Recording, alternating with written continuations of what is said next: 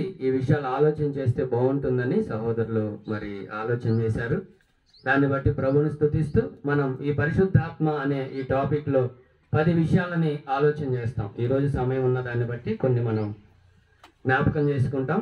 ఆ తర్వాత మరలా అవకాశం ఇస్తే నెక్స్ట్ స్లైడ్కి వెళ్ళండి. ఈ పరిశుద్ధాత్మని గురించి 10 సంగతులు ఉన్నాయి. మీరు రాసుకోవాలనుకుంటే రాసుకోవచ్చు. మొట్టమొదటిది, పరిశుద్ధాత్మ ఒక వ్యక్త లేక శక్త. రెండవదిగా పర్లేదు అంతే ఉంచండి అన్న.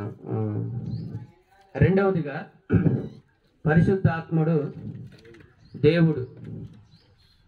మూడవదిగా పాత నిబంధనలో పరిశుద్ధాత్మ ఆయన పాత్ర, ఆయన ఎలా పనిచేశాడు. నాలుగవదిగా క్రీస్తు జీవితంలో పరిశుద్ధాత్మని పాత్ర. ఐదవదిగా ప్రస్తుతం అలాగే భవిష్యత్తులో, ఇంకొంచెం వాల్యం తగ్గించాను, ప్రస్తుతం అలాగే భవిష్యత్తులో పరిశుద్ధాత్మని పని ఎలా ఉంటుంది. ఆరవదిగా పరిశుద్ధాత్మ సాదృశ్యాలు. బైబిల్ గ్రంథంలో సైన్స్ అంటారు కదా, కొన్ని సాదృశ్యాలు ఉన్నాయి, వాటిని కూడా మనం ఆలోచన చేస్తాం. ఆరవదిగా పరిశుద్ధాత్మ బాప్తిస్మం. దీని గురించి చాలా రకాలైన బోధలు ఉన్నాయి, చాలా రకాలైన అపోహలు ఉన్నాయి. కాబట్టి కొన్ని ఛానల్స్ ఓపెన్ చేస్తే కింద నుంచి అగ్ని వస్తూ ఉంటుంది, అగ్ని బాప్తిస్మం అంటారు. సో అది ఇది ఒకటేనా, వాళ్ళు ఏం చెప్తున్నారు, బైబిల్ ఏం చెప్తుంది ఆలోచన చేస్తాం. ఆ తర్వాత ఎనిమిదవదిగా పరిశుద్ధాత్మ నింపుదల. సహజంగా మనం బయట సభల్లో కానీ టీవీ ఛానల్స్లో కానీ సభల్లో చూసేది ఏంటంటే అభిషేకం అనే పదాన్ని మనం చూస్తూ ఉంటాం. కాబట్టి పరిశుద్ధాత్మ నింపుదల గురించి లేఖనాలు ఏం చెప్తున్నాయి, బయట మనకు వినబడుతున్నటువంటివి మనం చూస్తున్నటువంటివి లేఖనాలతో సరిపోతున్నాయా లేదా చూస్తాం. 9వదిగా కృపావరాలు. కృపావరాలు ఎన్ని, ఎలా ఉంటాయి, అవి ఎలా పనిచేస్తాయి అనేది చూస్తాం. చివరిగా పరిశుద్ధాత్మకు వ్యతిరేకంగా పాపం చేయుట. మత్తయి సువార్తలో మనం చూస్తాము. ఏంటి పరిశుద్ధాత్మకు వ్యతిరేకంగా పాపం చేయటం అంటే ఏంటి, దాన్ని మనం ఎలా అర్థం చేసుకోవాలి అనే విషయాల్ని మనం ఈ 10 విషయాల్ని ప్రభు చిత్తాన్ని బట్టి ఆలోచన చేస్తాం. నెక్స్ట్ స్లైడ్కి వెళ్దాం. చూడండి, నెక్స్ట్ స్లైడ్కి మనం వెళ్తే ప్రశ్న మనకు కనబడుతుంది, పరిశుద్ధాత్మ ఒక వ్యక్తి లేక శక్తి అని.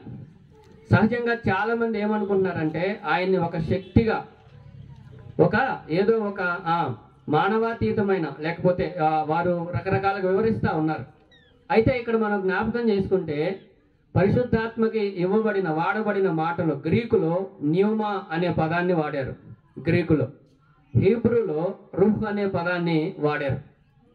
కాబట్టి ఈ విషయాలు మనం ఆలోచన చేస్తూ ఉండగా పరిశుద్ధాత్ముడు ఎవరు అనేది అక్కడ వాడబడిన మాటలను బట్టి మనం చూస్తే వ్యక్త లేదా శక్తి అనేది నేను పెట్టుకున్న పేరేంటంటే శక్తి గల వ్యక్తి.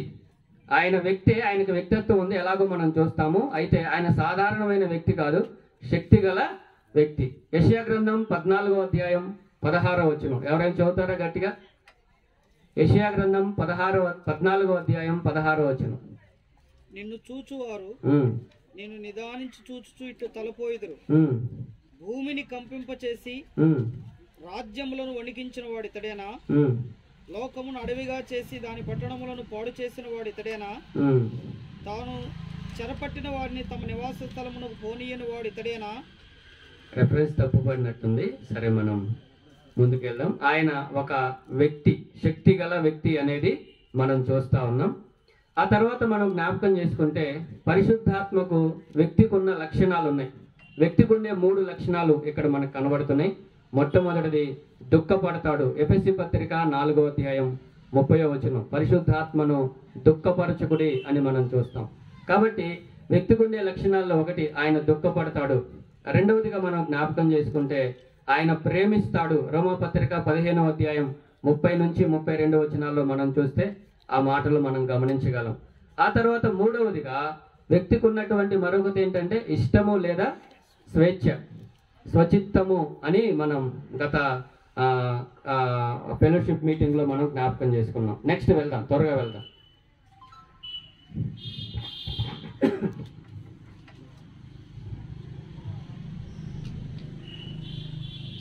వ్యక్తి చేసే పనులన్నీ పరిశుద్ధాత్ముడు చేశాడు బైబిల్లో, ఇప్పటికి కూడా చేస్తానే ఉన్నాడు.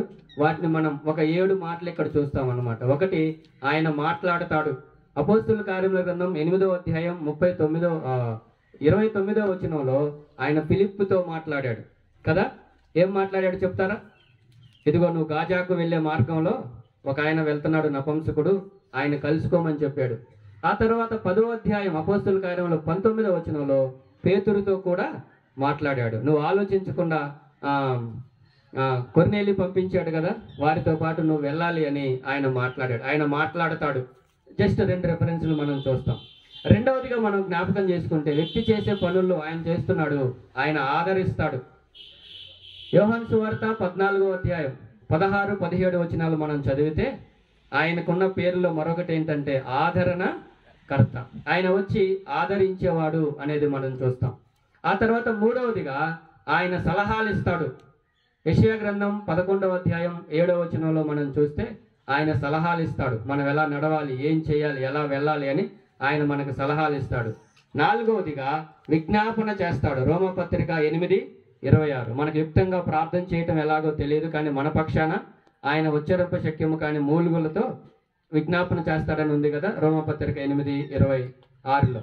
ఐదవదిగా ఆయన నడిపిస్తాడు, గైడ్ చేస్తాడు. ఆయన రోమపత్రిక 3వ అధ్యాయం 14వ వచనం ప్రకారం ఆయన నడిపిస్తాడు. ఆరవదిగా ఆటంకపరుస్తాడు. ఒకసారి అపోస్తుల కార్యముల గ్రంథం 16వ అధ్యాయం 6-7 వచనాలు చదువుతారా? 6-7 వచనాలు స్లోగా చెప్తే దాదాపు ఈ సంవత్సరం అంతా నేనే చెప్పాల్సి వస్తుంది. మరి ఈ 10 సబ్జెక్టులు 10 రోజులు చెప్పాలంటే 10 నెలలు నాకే అయిపోతాయి. కాబట్టి కనీసం 2-3 నెలల్లోనైనా ఇది అవగొట్టేయాలి. కాబట్టి కొంచెం మీరు క్యాచ్ చేయండి. ఓకే. తర్వాత ఈ పీపీటీ ఏదైతే ఉందో దాన్ని గ్రూప్లో కూడా పోస్ట్ చేస్తాను. తప్పకుండా మీరు దాన్ని ఫాలో అవ్వచ్చు. ఓకే, రాసుకోగలిగిన వాళ్ళు రాసుకోండి. తర్వాత మెటీరియల్ కూడా ఇవ్వబడుతుంది. మంచి ఆలోచన. చదువుతారా? అపోస్తుల కార్యంలో 16:6-7 వచనాలు నన్నే చదువుకోమంటారా?